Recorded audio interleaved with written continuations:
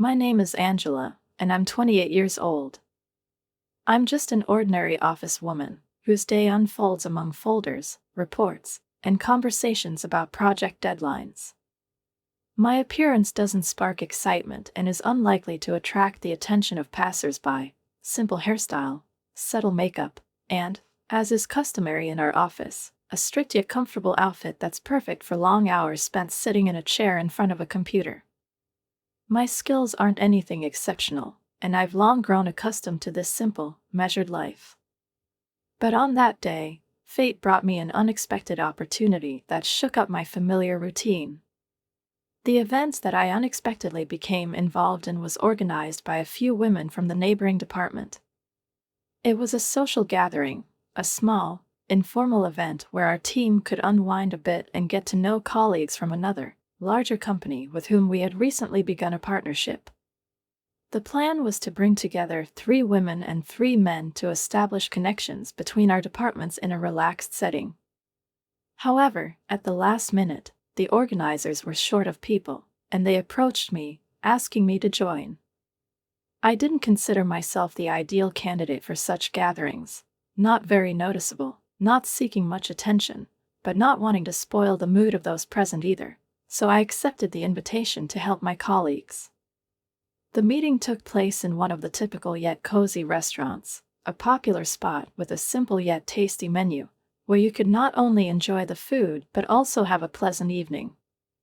I had no illusions about romantic encounters or exciting new acquaintances.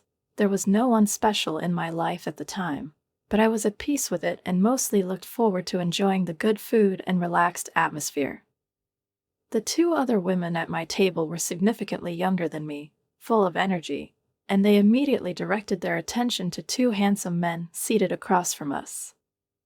One of them, slender, with the kind of looks any pop star would envy, instantly became the center of their attention. His perfectly styled hair and dazzling smile drew their gazes. He was the type who was used to female attention and responded to it readily.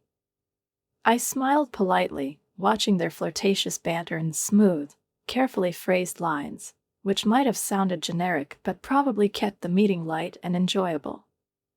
That left me with the 2 other men. One of them looked fairly ordinary, a man in glasses with a kind face and a calm, perhaps even slightly shy expression. The other, however, was his complete opposite.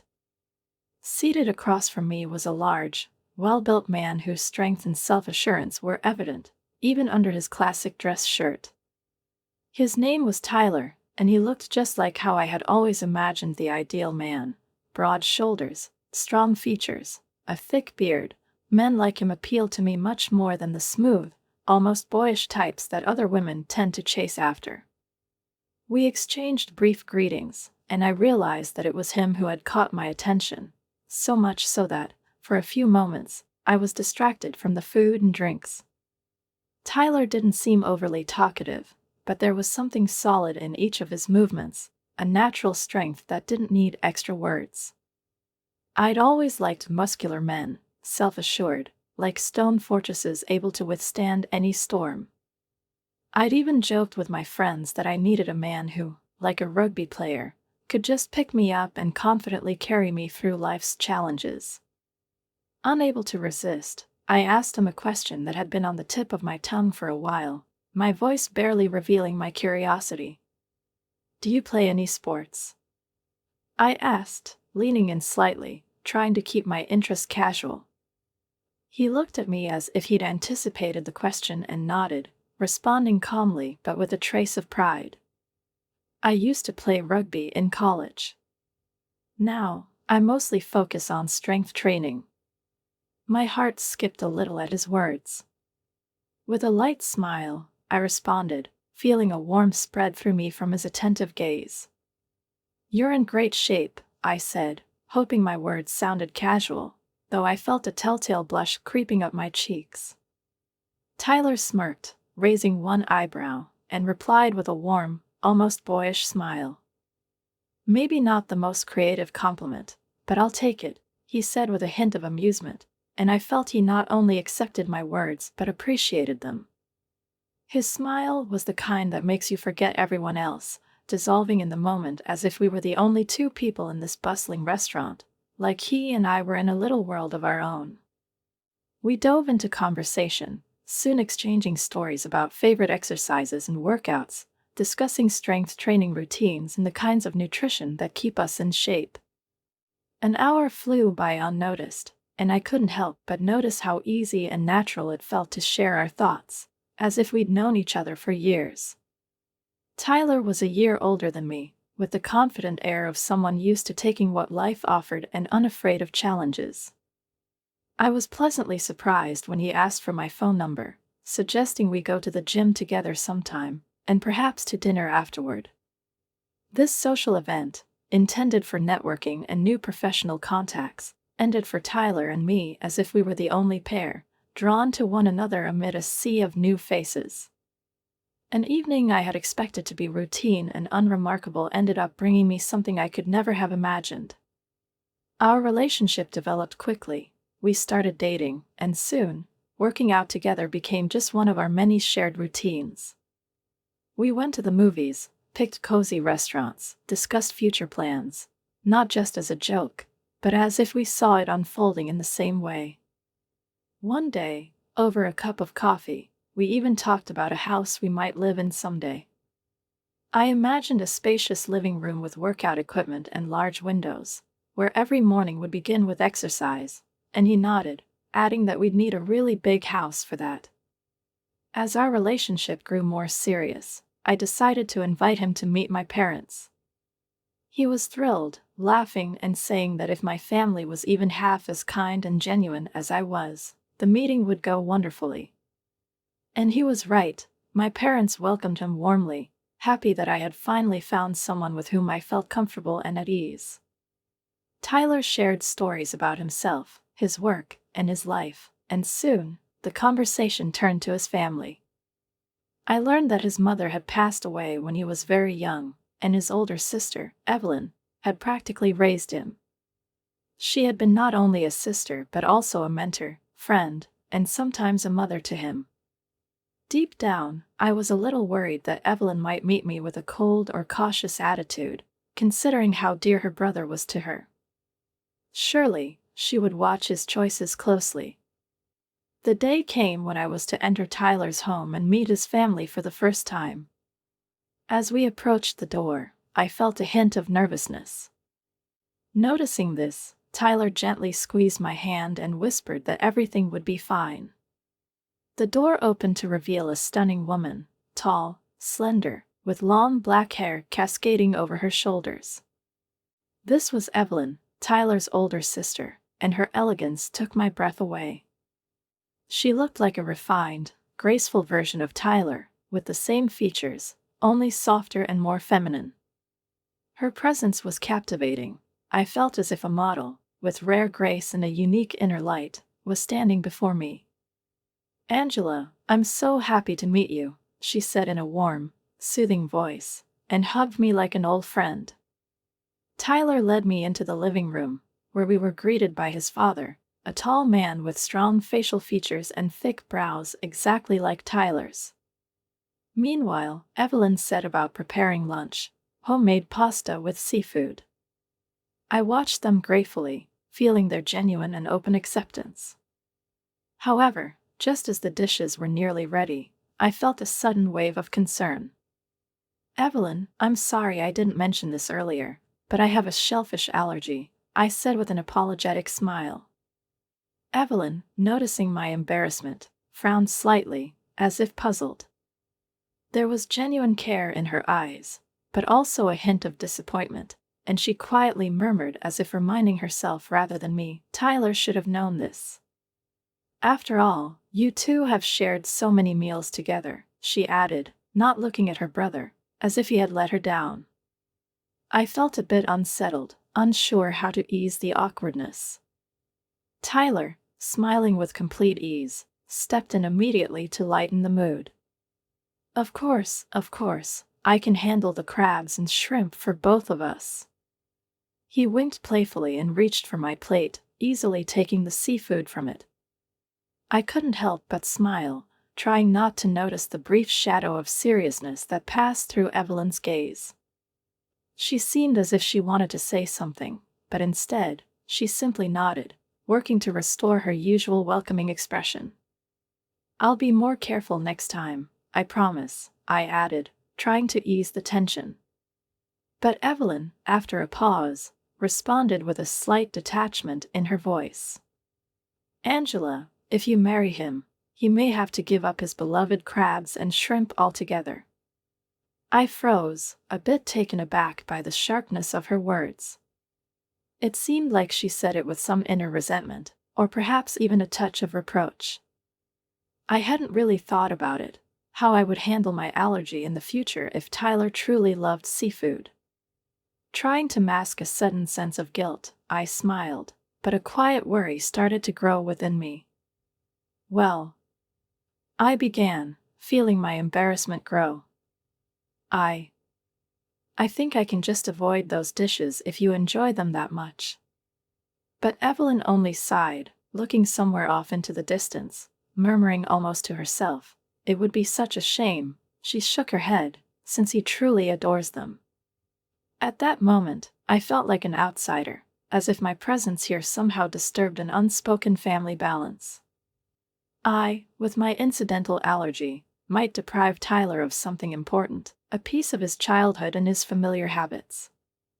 Tyler, however, quickly noticed my discomfort and gently took my hand. "Evelyn, don't worry. I'll always find a chance to enjoy crabs and shrimp when I visit you or go to a restaurant," he said, as if reassuring not only her but also me, subtly affirming that this detail wasn't as significant as Evelyn had tried to make it seem. She gave a faint smile, but continued reminiscing about their childhood, remembering the times she'd cooked him seafood and the joy in his expression. It seemed this was her little ritual, a way of showing her care and love. Perhaps her comments weren't so much accusatory as they were a reminder that she would always be a part of his life, even as I entered it as his partner. When the evening drew to a close and Tyler and I were heading toward the door, Evelyn unexpectedly walked us out. With a warm smile, she said to her brother, "You know, even after the wedding, you can always come here. This home will always be yours." There was a hint of sadness in her voice, as if she feared that one day he would leave her for good, existing in her life only as a memory. I felt her words were directed more at me than him, carrying an undertone of jealousy, as if I was taking her brother away, pulling him further from her.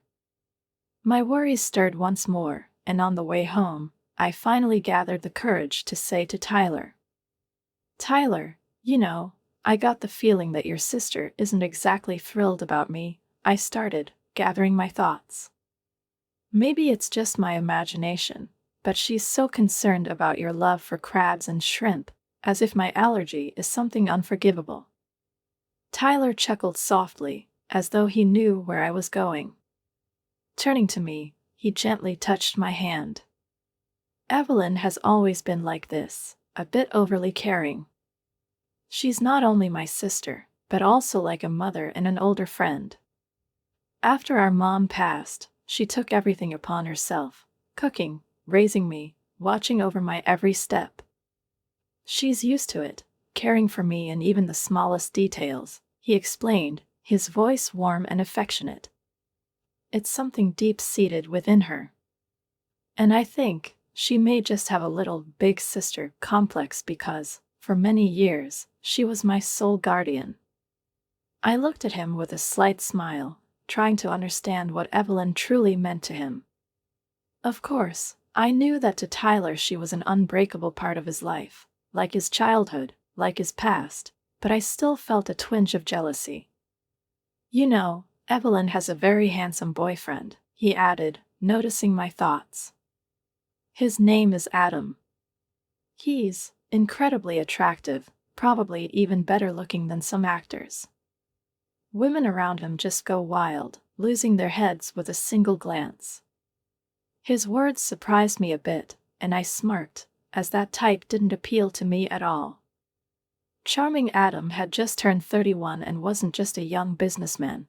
He owned a nightclub that was wildly popular in his hometown. Evelyn, as Tyler had told me, met him a few years ago, back when she still worked in an office, and a colleague had decided to take her out to unwind at the very club where Adam was the head bartender. His skills behind the bar attracted crowds, with many coming just for his smile and signature cocktails, which he used to charm the patrons and earn generous tips. But beneath all that social flair, there was something deeper. The moment Adam saw Evelyn, he knew he wanted to be with her. Soon, he left his role as a bartender, deciding to start his own business, a nightclub that quickly became his pride and joy. Despite initial doubts, even Tyler's father, who was skeptical of his daughter's choice at first, later accepted Adam after seeing his genuine and caring nature toward Evelyn. Tyler and Adam even trained together from time to time, helping each other stay in shape. Tyler admitted with a grin that although they were quite different in character, they connected over their workouts, and he sometimes found Adam to be a valuable partner when it came to their fitness goals. They discussed nutrition and approaches to exercise, though Tyler mentioned that he preferred moderation in muscle building, unlike Adam, who always seemed to be aiming for a bit more. Nonetheless, these workouts brought them closer, and before long, I found myself spending time with Evelyn and Adam as well. One time, when the four of us were out for dinner, I decided to add a bit of lemon and sauce to Tyler's fried shrimp, thinking it would give the dish a bit of zest. But before I could touch his plate, Evelyn abruptly stopped me, as if she'd forgotten her usual friendliness. "Wait, Angela," she said, almost sternly. "Tyler has always preferred ketchup with his fried foods." Tyler, remaining calm, shrugged and gently responded, as if trying to ease the tension, "Don't worry, Angela. I'll try it with lemon and sauce if you think it'll taste better." He smiled, encouraging me to experiment. And, pleased with his openness to new things, I found that the new combination indeed gave the shrimp a unique flavor. Tyler even admitted that he'd been enjoying experimenting with sauces lately and that he was actually getting a bit tired of ketchup. But, strangely, Evelyn's gaze held a hint of dissatisfaction, and I sensed a certain stubbornness in her look, as if she couldn't accept Tyler straying from the familiar. Over time, I began to notice that this dissatisfaction extended beyond food. When Tyler started showing interest in things I'd introduced into his life, like foreign dramas or a new clothing style, Evelyn always looked at him with a subtle disapproval, as though she didn't approve of the changes. At times, it even seemed as if she perceived it as a personal intrusion, as if these changes disrupted her familiar image of her brother. Her reaction troubled me slightly, but I tried not to make too much of it, though with each instance, it became harder to ignore these nuances. The strange allergy reactions I'd been experiencing each time we ate at Tyler's house began to concern me. Although there were no shrimp or crabs on the table, after certain dishes, I'd break out in hives, the familiar irritation that I only encountered with shellfish. Doubts began to creep in. Could some spices or ingredients contain traces of shellfish? Unsure, I suggested to Evelyn that I help with the cooking so I could confirm the ingredients myself. "Why don't you help with the dishes instead, Angela?" she replied calmly, as though the very thought of my assistance in the kitchen didn't sit well with her. I tried not to reveal my surprise, but a persistent feeling of something hidden lingered over me. In the end, I stayed to wash the dishes, unable to see what was actually being used in the cooking. It left me a bit uneasy, but I didn't insist, hoping to avoid further conflict. One day, when I casually mentioned that I'd had another bout of hives after our last dinner, Evelyn's response caught me off guard. "How strange," she said thoughtfully, crossing her arms. "We didn't use any crab or shrimp. Maybe you have other allergies, Angela?" Her tone struck me as guardedly perceptive, as if she anticipated my reaction in advance. This was hardly the turn of events I'd expected. Our dinner with Evelyn and Adam was supposed to be an ordinary, calm evening where everyone could just enjoy good food and warm company. But from the start, I sensed a tension lurking beneath polite smiles and courteous words. When Tyler briefly excused himself to go to the restroom, Evelyn suddenly got up and followed him, leaving Adam and me alone. Their simultaneous absence struck me as strange, but I brushed it off as mere coincidence. A few minutes later, Tyler returned, supporting Evelyn by the arm. She was pale, pressing a handkerchief to her lips, and judging by her appearance, she was clearly unwell. A wave of worry washed over me. "Evelyn, are you all right?" Adam asked, jumping up in concern. Evelyn only offered a faint smile, waving off his worries. "I'm fine, Adam, really," she said softly but firmly. "We've already ordered the food, so stay and enjoy dinner. I just need to go home with Tyler and get some rest." She exchanged a quick glance with Adam, then turned to Tyler, and they left, leaving us alone.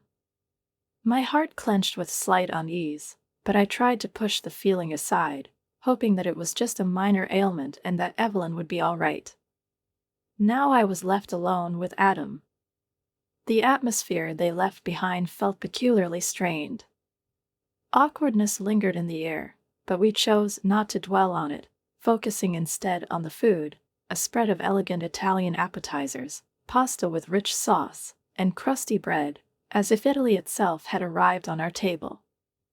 I tried to enjoy the meal and maintain light conversation, and Adam, as someone used to social settings and bar-side chats, initially seemed like a charming conversationalist. But soon, in the midst of our casual dialogue, he suddenly fell silent and looked directly at me, his gaze intense, almost hypnotic, as if he was trying to see something beyond my words and appearance.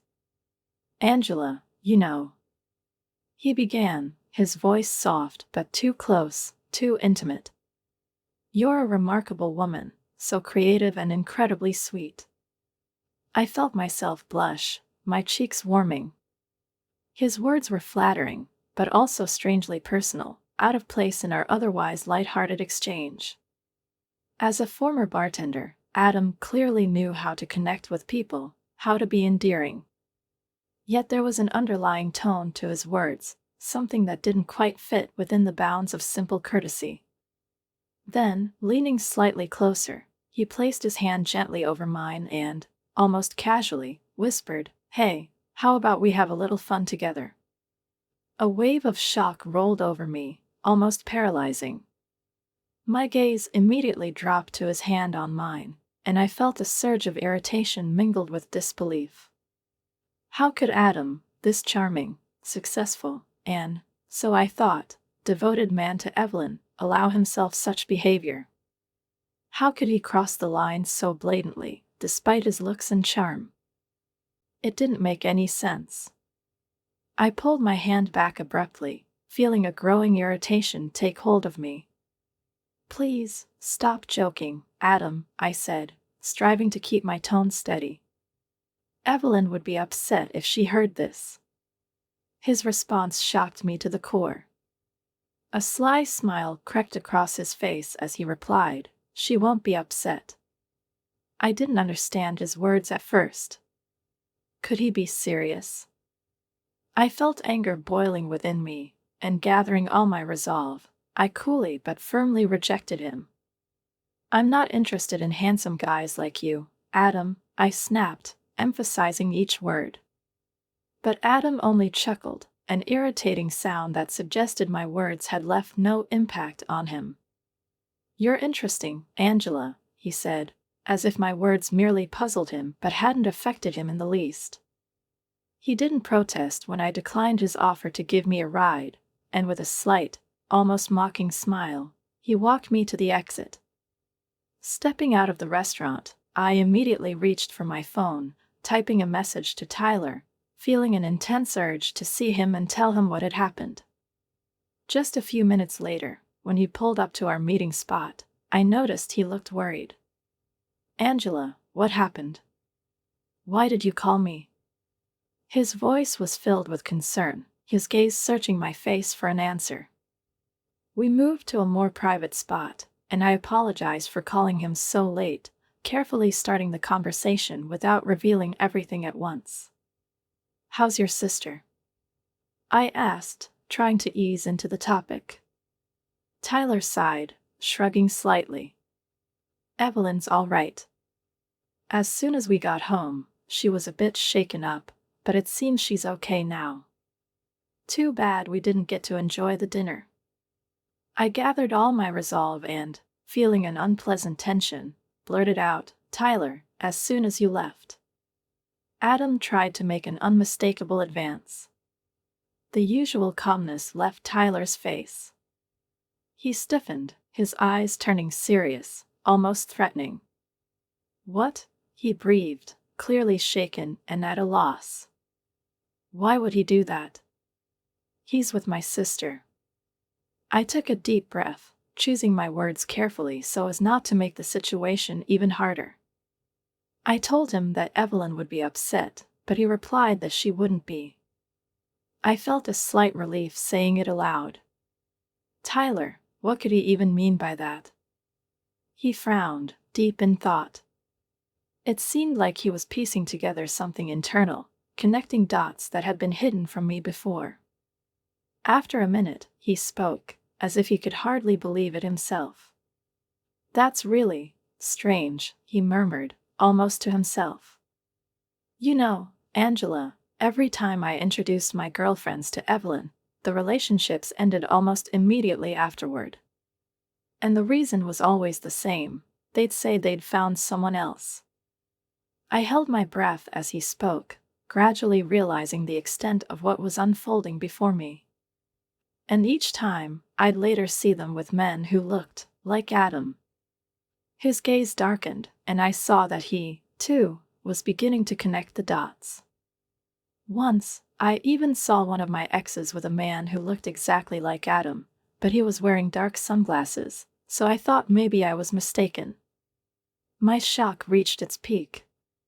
Tyler and I stood there in silence, and we both understood Evelyn might have been using Adam to deliberately sabotage his relationships. And this was far too serious to brush aside. It was becoming clear to me that without an honest conversation with Tyler, this issue couldn't be resolved. I took a deep breath, deciding to trust him completely, and told him about the strange bouts of hives I'd experienced after eating food Evelyn prepared, even though it contained no shellfish. I reminded him that I had no other allergies besides seafood. "Tyler, I understand that she wants to keep you close," I continued gently, "but we won't be able to be happy together while there's so much tension surrounding us. And it won't do her any good either." Tyler remained silent for a long time, but then he nodded, as if he had come to some inner resolution. Tyler entered the dressing room with a worried expression, but when he saw Evelyn holding my torn wedding dress and me standing calmly beside her, he stopped for a moment, as if not comprehending what was happening. His gaze flicked from the shredded chiffon and lace to Evelyn's face, then to mine, which was filled with a quiet but firm resolve. "Evelyn, what are you doing?" His voice was hollow, and even his shock couldn't mask the pain within it. Evelyn momentarily lost her composure, her confident smile faded. She let go of the remnants of the dress, crossed her arms over her chest, and muttered, "I just wanted to make sure Tyler didn't end up," her voice faltered, "in an uncomfortable situation. I thought you weren't the one he needed, Angela."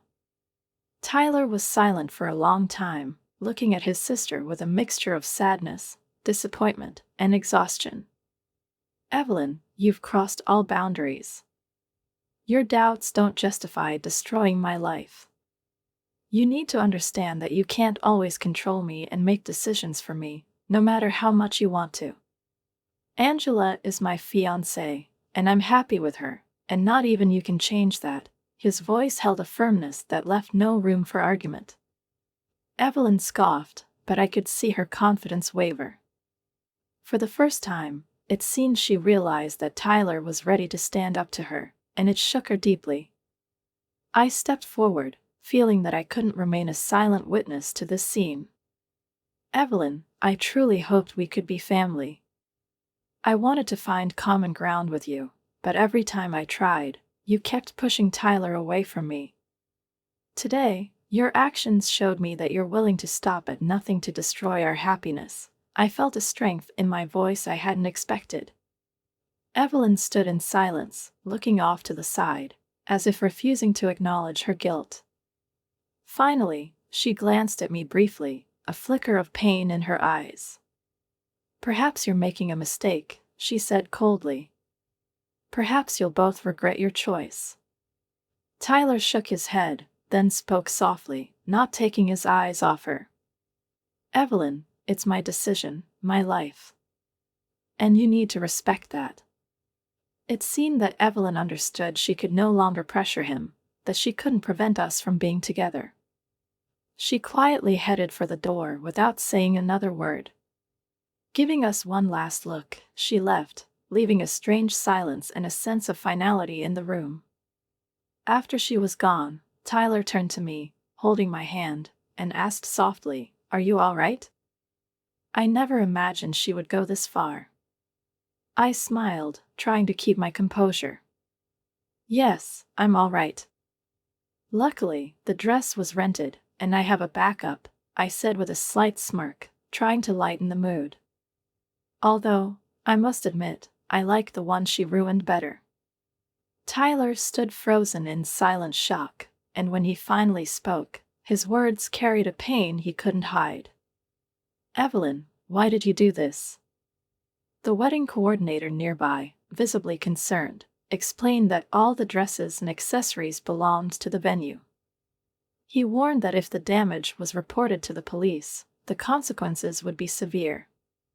Tyler immediately intervened, stating firmly, "We'll cover all expenses. I don't want a criminal to join our family on our wedding day." At the word criminal, fear flashed across Evelyn's face. She began to panic, her voice rising to hysteria. "Criminal? How can you say that about me? I'm just against this marriage, that's all." Then I replied calmly but decisively, "Evelyn, I understand you're against it, but nothing can be changed now. Tyler and I are legally married, we're officially a couple. Canceling today's ceremony won't change anything." Those words seemed to strike her like a bolt from the blue. Her face turned pale, and she staggered, sinking to the floor, murmuring desperately, "No. This can't be true. It's a lie."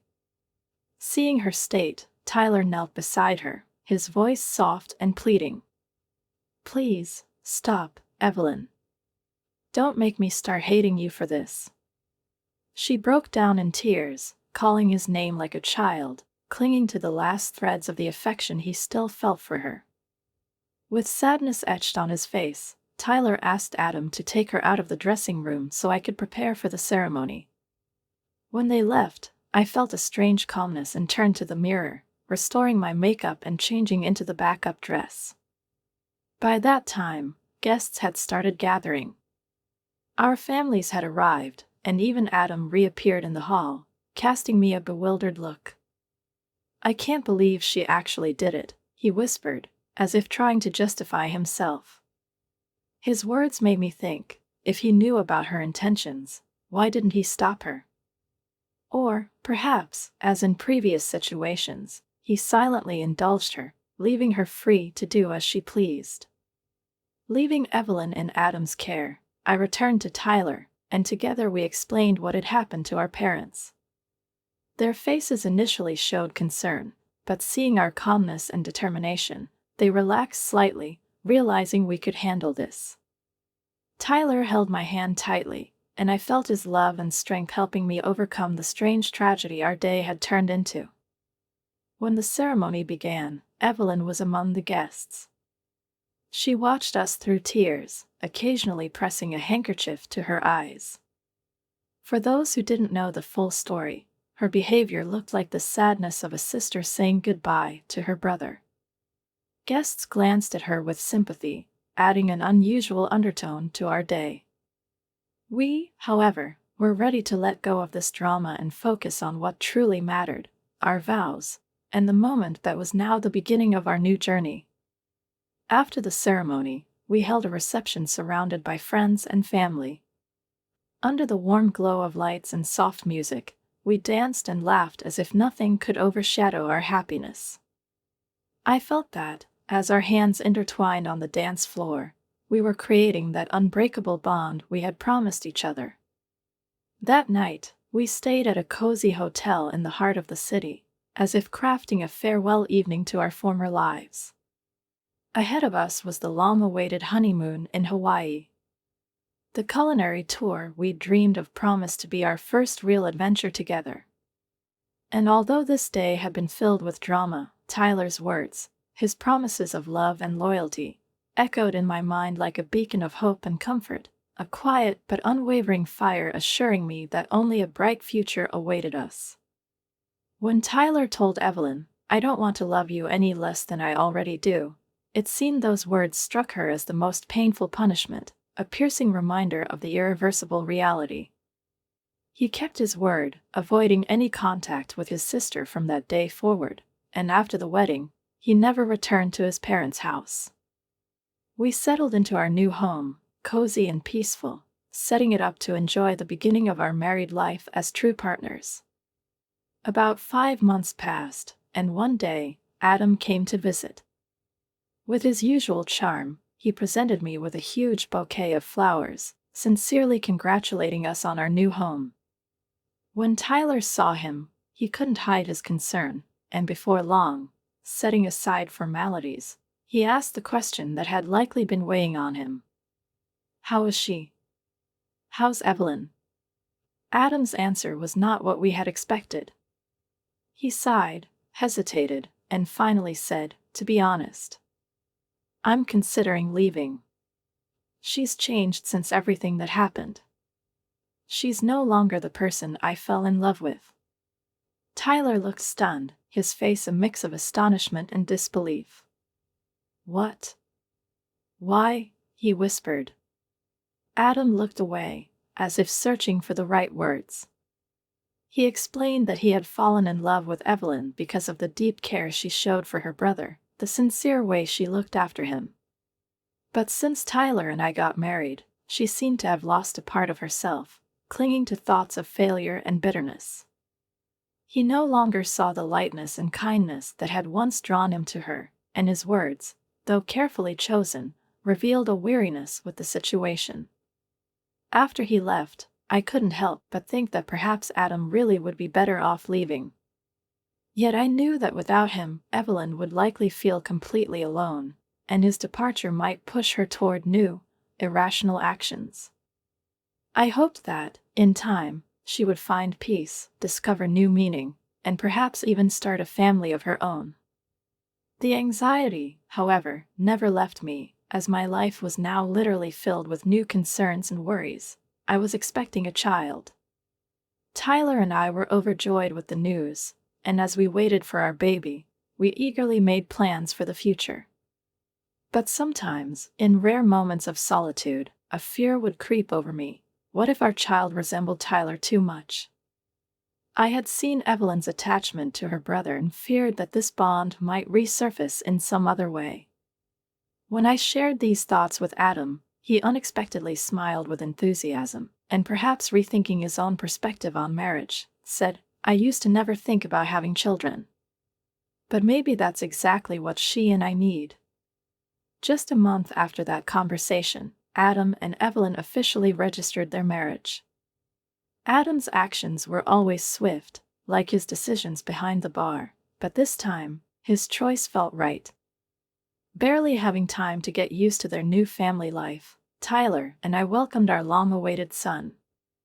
He looked like me, his eyes, the shape of his face, even his gaze, all bore the features of my family. I couldn't hide my relief, seeing that our little boy didn't resemble Tyler, and I felt an immense love and tenderness blossoming in my heart for this tiny being. My bond with our son helped me understand what Evelyn likely felt toward Tyler. All those years, she had cared for him as if he were her own child, dedicating her life to his well-being. Holding my son in my arms, I felt the strength that binds us to those most dear to us, and I realized that any threat to this bond can evoke fear and jealousy, even if it's toward an adult sibling. A few more months passed, and we learned that Evelyn was expecting a child. When their daughter was born, we came to congratulate them, and I saw Evelyn, happy, radiant, holding her little girl close, a tiny, innocent being as precious as a gemstone. To our surprise, it wasn't Evelyn who became utterly captivated by their daughter. Instead, that tender delight had taken hold of Adam. He was so enamored with their little one that he regularly sent us photos of her daily life, shots of the baby smiling, taking her first steps, scrunching up her nose in a cute way. The photos arrived even when we hadn't asked for them, as though Adam needed to share every little detail of her growth, preserving in our memory the bright image of their angelic daughter. Just recently, she celebrated her first birthday, and her angelic charm has only grown brighter. Meanwhile, our 3-year-old son, our little rascal, with his boundless energy, often turns into a whirlwind of chaos, bringing unpredictability and joy to our home. His courage and curiosity keep Tyler and me on our toes, never letting us look away for a second. Each moment with him is unique and full of surprises. Laughing, Adam promises that he'll do everything in his power to ward off all future suitors for his daughter, while Evelyn shakes her head indulgently, but there's a light of approval and a hint of agreement in her eyes. Those two seem to watch their daughter's growth with adoration, and although I sometimes sense they argue over the best way to care for her, I don't interfere. That's their journey, their parenting experience. There's only one thing I find a little strange. They send us only pictures of their daughter, never any of the whole family. Perhaps they wish to keep things private, or they believe that their daughter alone should be the center of attention in these moments. The thought seems a bit odd to me, but I've decided to respect their choice, especially since I have plenty of things to keep me busy. After all, our family is about to grow. In just 3 months, we're expecting twins. 2 little ones, not even born yet, are already showing their presence, as if reminding me that each of them will soon need my full attention. In these days of waiting, I feel our home transforming into a nest of unbridled love, filled with the little, familiar joys of family life. The exercise machine that Tyler and I once set up in the living room to stay in shape is now used for something else entirely. Tyler still finds time to work out, of course, but now the machine often holds drying diapers and laundry, symbols of our new daily life. Each day, I'm more convinced that parental strength and endurance are just as important as physical fitness. Maybe when the twins are a bit older, Tyler and I will return to regular workouts, move the machine to a more suitable place, or start going to the gym. But even without the usual weights and dumbbells, I often see Tyler squatting down to lift our son, holding him on his back, and he jokes that he'll never lack weights as long as he has kids like these. Each time I look at them, my 2 closest and dearest people, I remember why I love Tyler so much, and I feel that nothing can shake our family. I'm confident my feelings will never change. I know I won't turn into a shadow, always standing guard over his life, as Evelyn once did. My happiness lies in our shared journey, in the joy of building a home filled with warmth and understanding. Now, as we await the birth of our twins, I thank fate every day for this happy life we're creating together. And when our children grow up, I hope they find partners as reliable and devoted as the one I was lucky enough to meet, and that they discover for themselves the beautiful world we once created, filled with love and light.